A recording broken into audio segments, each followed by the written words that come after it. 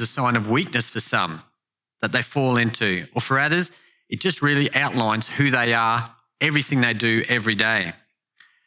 I believe, being made in the image of God, that compassion is built within us.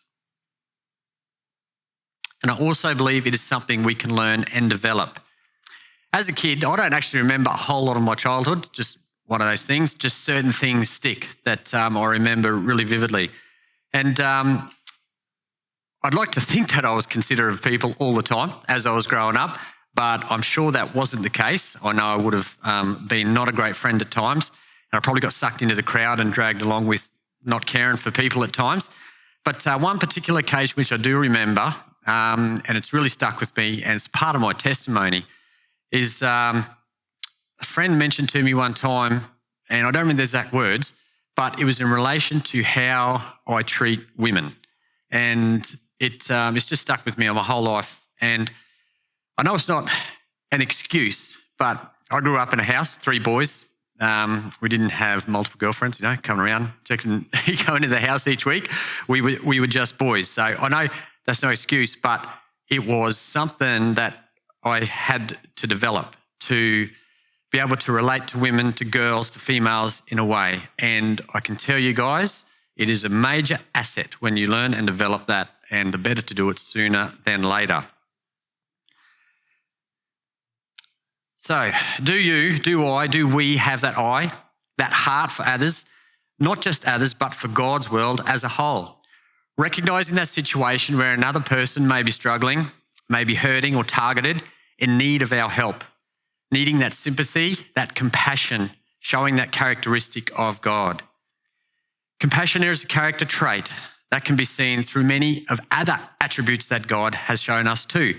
I believe I see compassion in his mercy, in grace, in forgiveness, in patience, kindness, understanding, love. Not only that, in us, in our manners, how we are respectful to others, and in so many more things.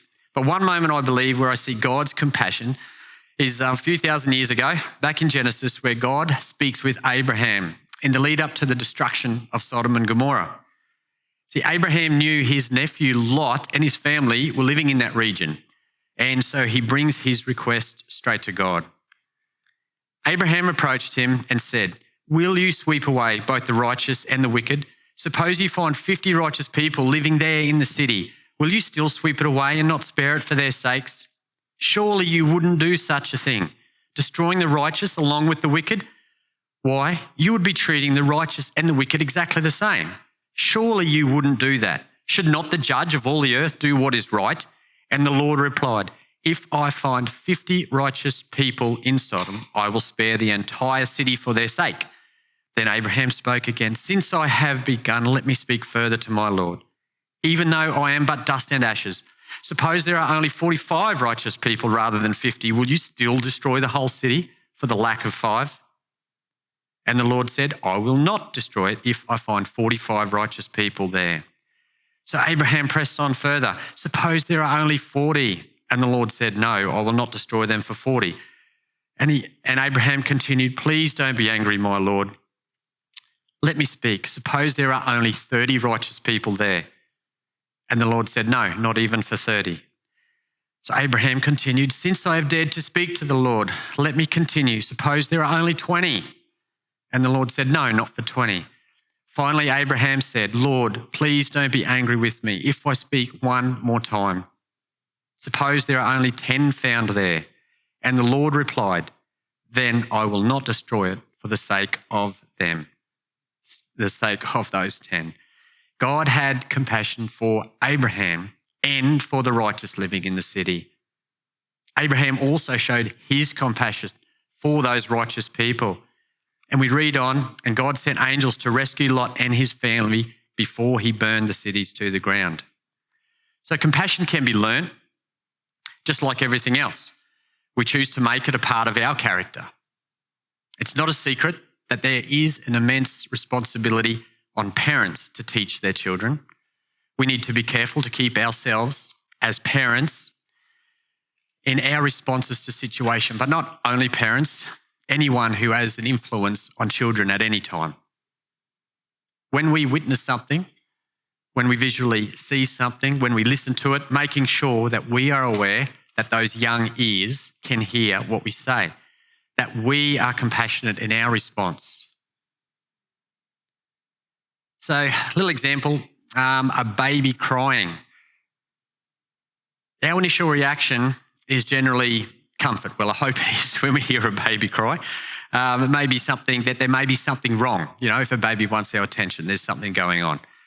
Though if it continues after a couple of hours or so, we may start to change that to irritation and hope not, but it probably relates in a little bit of frustration and hopefully not aggression. But though that is how a baby communicates with us. It tells us their needs, so we are compassionate to that cry. And every parent has different methods, and these methods can change to suit each child. I know our three were all different, and how we had to be parents to them when they were young. So I remember at night when we'd put ours down to sleep, initially, you know, if you put them down to sleep when they're so young and every little noise, you go, oh, what's going on? You know, we go in and check and make sure that, or even if you didn't hear them for a while, you go, there's got to be something wrong, and you go in and check that they're still breathing and that's all okay. But the crying, when they were crying, you got to know the different cries, whether what they were responding to, and if it was just them sort of talking to themselves in a way, rather than have to go in. But sometimes, even if there wasn't a problem, they just wanted to cry because they learned, oh, if I make a noise, I know mum and dad are going to come into me. That's how it works. And because they're not silly, they work it out pretty quickly. So they just wanted the comfort of mum and dad. And when we started to do that, so we'd put them down, and then we thought, no, we can't just go in every time. So we let them cry a little bit longer, and then go in to see, and then to try and teach them to say, no, you can sleep without having us hold you all the time till you go to sleep, because this is not working, okay? We just need to sit down for a while. So we did that, and we got to understand, they learned that they could go to sleep without being held, that they didn't have to have someone there. Not that we weren't compassionate to the cry and the noise they were making, just that they were okay. They knew they were loved, and they could still go to sleep without that, without having to be held. And so situations where, as they're getting older, where their grades, maybe they weren't getting the grade they expected, or a sporting event they didn't place where they thought they would, or any other competition at school, that they didn't get the grade they were thoughting. We shouldn't get upset with them that they didn't achieve the mark that even we thought they might have gotten. We are to be compassionate, to let them know in their disappointment that someone is there to comfort, support, and listen, to encourage and help restore them back to a sound position. And we don't have to look far in all of the Gospels to see Jesus' compassion. His compassion for the sick, for the lame, for the leper, the poor, the widow, the blind, the deaf, those who were mourning for the death of a friend or the death of a child, for a thief in his last moments on a cross, for some soldiers who helped kill him. He had compassion for them all. And just one, we take a look in the Gospel of Luke, chapter 7, verse 13. So Jesus and the disciples, they were just chilling out, chatting, chewing the fat. They probably had a double bacon cheeseburger and a Gus's coffee or something like that while they were just hanging. And they look up, and Jesus looks up and he recognises a funeral procession coming down the road. And not only that, Jesus knew that it was a widow's only son had died. So verse 13, when the Lord saw her, his heart overflowed with compassion. Don't cry. And I'm thinking, initially, she's lost her only son, and someone comes up to you and says, don't cry. It's like, what do you mean, don't cry? I don't know if I'd say that. Anyway, but I'm not Jesus. Anyway, don't cry, he said. Then he walked over to her. He walked over to the coffin and touched it. The bearers stopped. Young man, he said, I tell you, get up. And the dead boy sat up and began to talk. And Jesus gave him back to his mother. Just an ultimate act of compassion. And in these moments, we read of the miraculous power of Jesus as he brought care and restoration in each moment. When we show compassion with the heart of Jesus, he can allow miracles to happen. We look at the compassion organisation as the standstill sits down the back there. I'm sure many of those sponsored children and their families, they say it's probably a miracle how they now have access to health, education, ways to generate income to support their own families and their communities. I'm sure we can all agree that people can be cruel at times. And I do remember and I witness times and kids can be cruel at school. Teenage children, younger children, it can be a cruel world at times. So just want to share a moment that I was able to witness years ago, about 8 years ago it was. We were at a friend's birthday party. It was for their son. He was around about 11 at the time. And so good friends of the family. Our whole family was there with some other families and other children. And there was one boy there who it became apparent that he was under a bit of, he was getting picked on in a way. He was getting pushed aside, left out of things. He may have had a few learning issues, a bit of, how to deal with people, struggling a bit. But we were just keeping an eye on it. And so it came to a situation where he was standing here and all the other boys were standing over here. So I started to make my way over to that and I saw it. And then next thing I see another boy and a girl, sorry, it's personal, stand beside this boy. Well, there's all these guys going at him. He's standing there. And I see my son and I see, many of you know Danae Esterhausen. I see my son and this girl standing beside this boy who's copping it. And they're standing on his side. So myself and the father of the boy whose birthday it was, we sort of come over and we sorted things out. But the compassion they were able to show at that time for someone who was suffering, who could not help himself at that time, it was touching. But just to know that in that, I know God was working in that because God had been a part of their lives ever since they were a little child. And so just to see that, it was just absolutely amazing. So compassion for God's creation, for animals and nature. Where do we stand on this? When a kind of animal is nearing extinction, we care and we protect it. That is a responsible thing to do.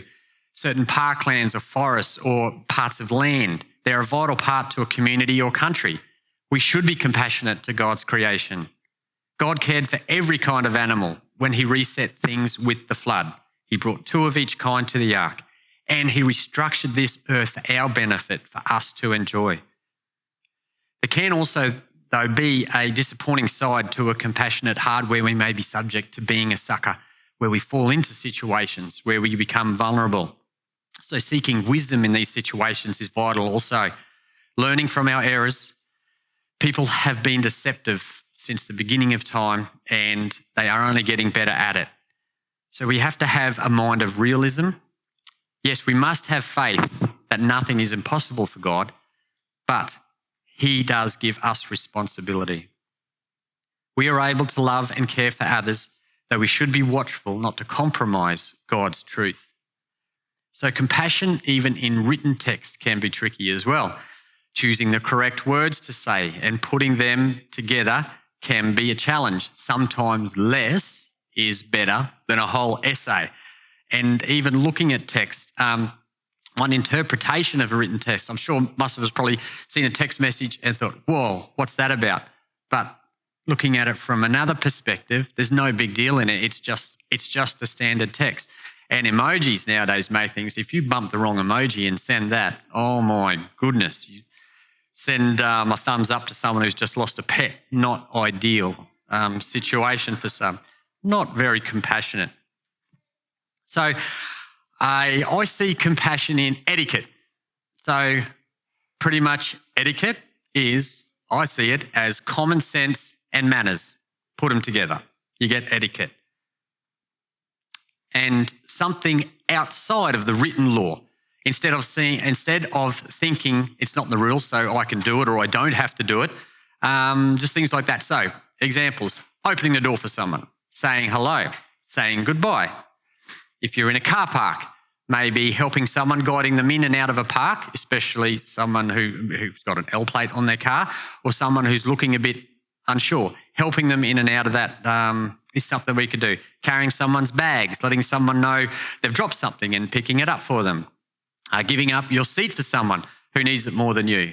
Driving on the road, not deliberately holding up traffic for an extended length of time. Maybe pull over and let the traffic by. Putting your lights on when it's fog or rain, just so other vehicles can see you, not just for safety, but for etiquette.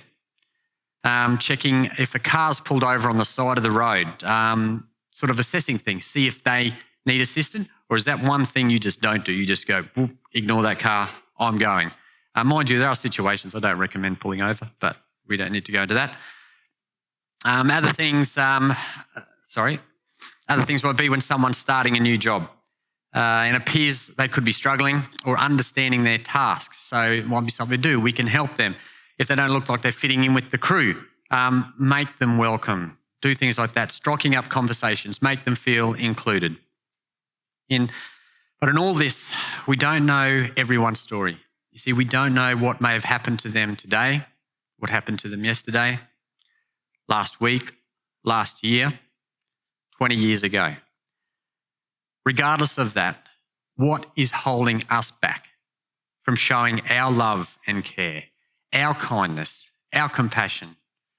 And if we are a Christian, I believe that is our responsibility and an opportunity to show Christ's love. It's another story I was thinking of a couple of days ago too, when we love Fraser Island. Going to visit Fraser Island and Moreton Island, both those two islands. That's what we love. We love the beach, the fishing, the sand. Nothing like a sandy crack to get you moving. That's sand in your pants. If you do that, I'm allowed to say that. Yep. So we love going there. And what we would do when we go to Fraser, we stay on the eastern side. That's where the better fishing and a lot more things are closer. So on the last day when we leave the island, we generally tee it up. We drive back over to the western side. Kingfisher Bay Resort is on the western side of Fraser Island. That's where we catch our barge normally from Riverheads near Hervey Bay over to Kingfisher Bay. So we make it back there. We usually go to Kingfisher Bay, have lunch, and then hang around and hop on the barge to take us back.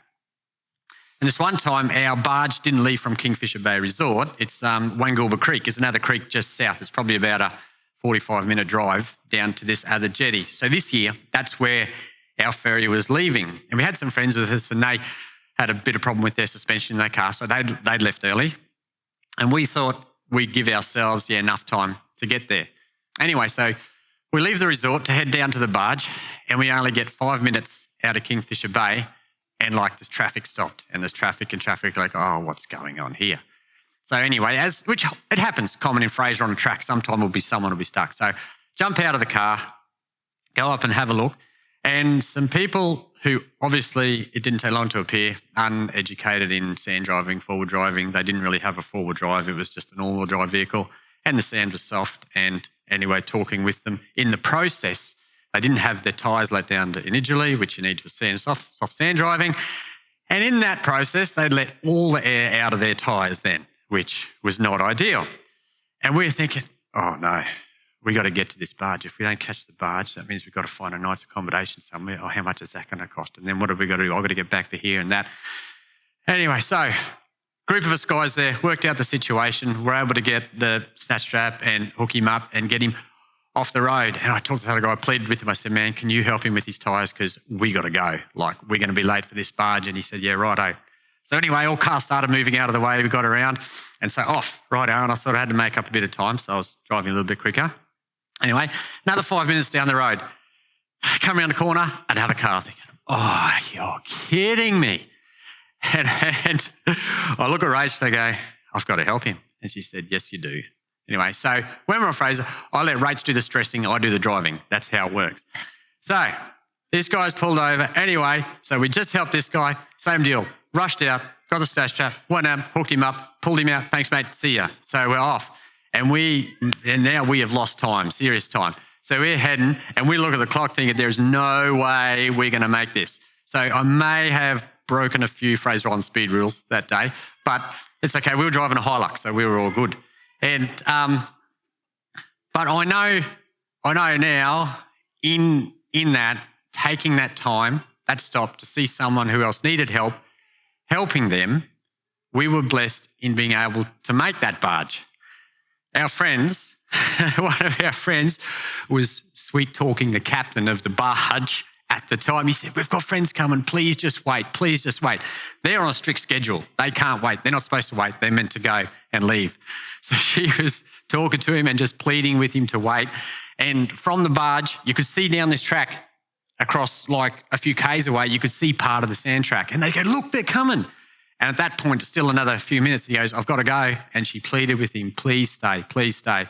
And he waited for us. And I think it might have been 10 minutes late. We held him up for 10 minutes, which is something that they just don't do. They got schedules to meet. So by taking that, I believe we were rewarded in being able to make that trip back and not have to find accommodation and whatever for that. So in saying that, taking that time to help, you will be rewarded. I believe that. Back to where I was. So compassion is a character trait of God. But even those who don't know Christ can still have Christ's character in them. Because man was made in the image of God, all people are able to be part of his family. All have the opportunity to be children of God. And as I mentioned before, the Gospels are full of Jesus' compassion for others. The compassion organisation's focus is for children and releasing them from poverty in Jesus' name, so they can be the next godly generation, responsible, wise and educated to impact their homes and communities and their countries. They have a heart and an eye to see where help and hope is needed. So maybe you have received an act of compassion from someone at some time. I'd highly doubt it if you hadn't. And I'm sure that you were very grateful of that moment. So why would it not be a wonderful thing to be able to live a life with a compassionate heart? A compassionate heart like Jesus, being a Mr. Jensen. And whether you have realised it or not, God has displayed his compassion for you. The ultimate act when he knew that our sin was holding us back from direct fellowship with him, he allowed his only son, Jesus, to take down that wall, to bind up all our wrongs, our shortfalls, all of our sin, and deal with that forever through the suffering of his son, Jesus, on the cross, so that we now have direct access with the Father and a promise of an eternal home. So, and that is after our time is finished here. So let's look forward to that promise and along the way, show a little compassion. Maybe, just maybe, miracles might happen through that. I'm just going to pray now as the worship team comes back up and finish off with a couple more songs. So just bow your heads, close your eyes. Our loving Lord, Father, thank you for your Son, for making that change in our lives, for making it possible to discover new ways to have a relationship with you, that making that connection possible for us. Lord, for making it possible for us to be able to see, hear, notice when someone is being mistreated, where someone is suffering in some way, someone just needs a little bit of help, maybe it's just a kind word or anything like that. Father, let us not turn away in those situations, but first seek you and say, what can I do here? Father, continue to guide us in that. Soften our hearts that we may be more attentive to what you're asking us to do. Thank you for this time now. I ask that you bless each one here and guide us into this week. And these things I pray. Amen.